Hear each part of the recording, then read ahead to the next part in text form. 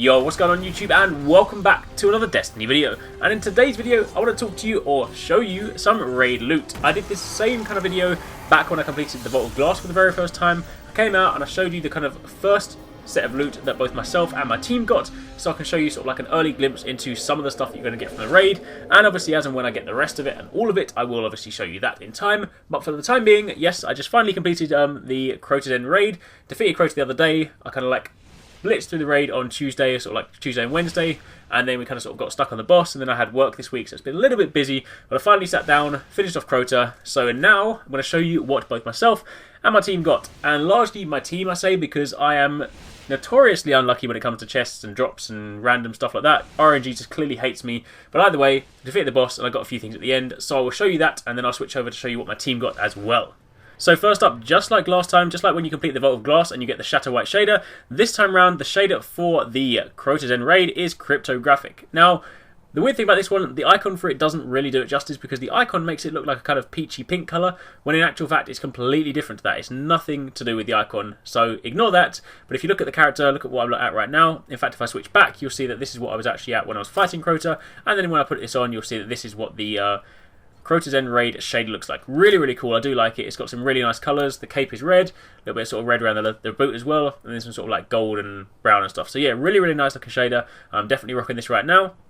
Then also in the top right hand corner you may notice my emblem. This time round, the Vault of Glass didn't do this, but this time around you get an emblem for defeating Crota. So this now, if you ever see anyone with this in the Crucible or in PvP or in Strikes or whatever you're doing, this signifies that they have completed Crota's raid and they defeated Crota. So that is what I'm wearing right now to sort of like mark my achievement. It's kind of a shame that the Vault of Glass didn't have one of them. Maybe they'll kind of put it in for when the hard mode comes out, or like the ultra hard mode comes out. But anyway, that's not important. They are the things you get for kind of initially defeating Crota, or at least you should get. One of my team members didn't actually get the emblem, but if you do it again, you'll obviously pick it up that time.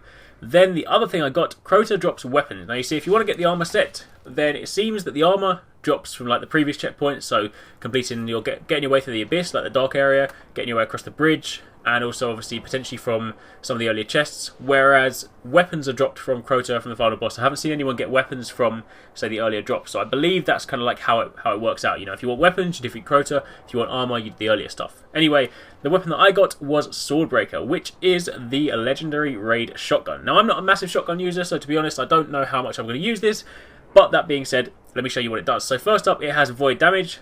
Base attack is 272, but obviously this is a higher level 32 rank weapon, so it will go up to 331. Then the kind of different perks for it. So the first one, Grenadier, kills with this weapon, reduce the cooldown on your grenade.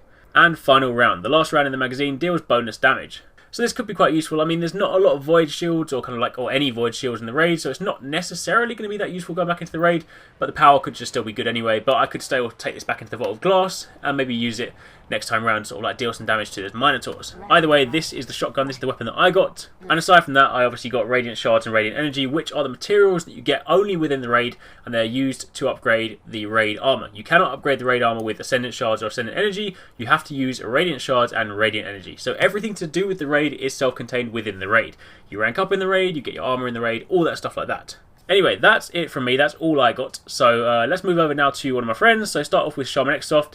He got the weapon that I was really hoping to get from the final boss, which is Black Hammer. Arguably now one of the best sniper rifles in the game. A lot of people have been sort of like raving about the sniper rifle, talking about how damn good it is. I mean, the Icebreaker is obviously still one of the best, but this is up there with some of the best sniper rifles. And one of the things that makes this so damn good is right at the start of the skill tree. I mean, that just gets even better. Right at the start, you've got White Nail. Rapidly landing 3 precision shots will refill the magazine. So while this may not be an icebreaker and it may not regenerate ammo in the conventional sense, if you do land 3 precision shots relatively quickly, which isn't too hard to do in a PvE situation, then you'll get an auto refill on your magazine. That is ridiculously good. And then on top of that, further down the tree, you have Mulligan, which basically means that if you miss a shot, it has a chance to return ammo directly to the magazine. So again, if you do miss one of those 3 important shots, you could have a chance of getting a 4th shot, which would then still allow you to have that perk. So this is a really, really cool looking sniper rifle, not only because of the perks, but also just it looks so damn cool. A lot of kind of the weapons tend to just be like a regular sort of stock frame of like a weapon with some sort of scales and stuff on, but I am not going to argue with this weapon. It looks so cool. It also deals solo damage, again, one of the higher rank weapons, so starting at 272, but that is the Black Hammer raid sniper rifle. Then moving over to my friend Master SQ, he is a Warlock, so he actually got some gear this time around. So first up, Deathsinger's Grip. These are the gauntlets from the raid for the Warlocks. You can see they've got this nice sort of spike on the shoulder. Now the gauntlets for the raid do look very similar to the kind of gauntlets that you get from Arekkz. I believe they're almost identical, but I think Arekkz's one's got a slightly smaller shoulder spike. But if you've got Arekkz's one, then you'll kind of have a good idea of what the raid gauntlets will look like. But this is, this is from the raid, and the key sort of perk for this one is Hive Striker, which basically means that when you kill a hive with a critical hit, it has a chance of spawning an orb of light, which again, as you may know, is very, very useful. Then Master SQ also got the boots, Deathsinger's Herald. These look kind of cool. They've got these sort of like almost bird talons right on the end of the toes, so they look kind of sort of cool in a sort of creepy night way. And then the other perk for this one, Swordbearer's Touch. Gain a temporary increase to agility while carrying the sword of a hive swordbearer. Now that is extremely useful. If you've got to the end of the raid or you've watched videos, you'll know that the kind of key mechanic revolves around someone grabbing a sword and running and using that to attack Crota. So if you are one of the people with the legs and they're fully leveled up, then you'll have increased agility, which means you can cross that map just a little bit faster. So that is mighty useful. Then he also has the Raid Fusion Rifle, Light of the Abyss. This is an arc damage weapon. Again, looks pretty cool with all these sort of scales all over it. And the key perks on this one are Crowd Control, kills with this weapon grant bonus damage for a short time, and Hip Fire. This weapon has bonus accuracy while firing from the hip. And on top of that, he has Hunger of Crota, which is a solo damage rocket launcher. This is going to be the replacement for your Hezen Vengeance, and this is a crazy rocket launcher. Again, this is probably going to be one of the sort of like highest rated rocket launchers, alongside say Galahorn and Truth and Hezen Vengeance. Because if you look at the perks, the first one, tracking, shells fired from this weapon track their target. So immediately you've got that kind of Galahorn effect or the Truth effect, which is really cool because tracking is mighty useful. Then you have Cluster Bomb. Rockets create cluster bombs when they detonate, so that is very similar, if not the same as Heads of Vengeance, just named slightly differently. And Hive Disruptor is increased damage to Hive Mages. Then on top of that, there is the Bone Circlet, which is the Warlock Bond. So again, you can kind of see that on the arms. Looks really, really cool. Everything in this is all about kind of like a bony sort of skeletal look to it. Then finally, still on Master SQ, this is the ship from the raid, Light in the Abyss. Now, as much as I do like this, and I definitely want it and I will use it, I can't help thinking that this is a little bit of a lazy design. It's basically the Vault of Glass ship with some sort of like hive scales all over it. Now maybe that's part of the story, maybe, like someone went from the Vault of Glass, crashed into the hive thing and then, I don't know, repaired their ship with something. But still, it's basically, let's take the Vault of Glass ship and whack some scales on it. That being said, it does look really awesome, so I am still waiting to get this one.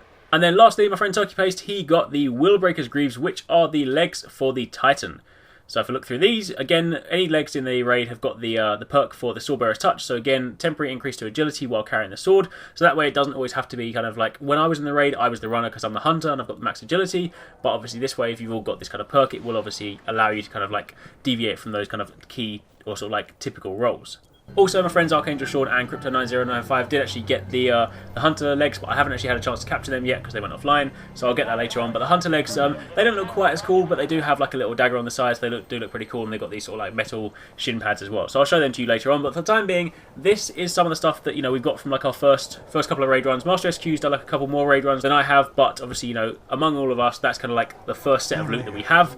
And obviously, as and when we progress, and obviously the Tuesday weekly reset, hopefully this time I'll actually get some gear, and I'll be able to bring you some more footage of all the different looking stuff. But anyway, that is it for this video. Hopefully you enjoyed it, and hopefully it's giving you an insight into some of the stuff you can get from the raid.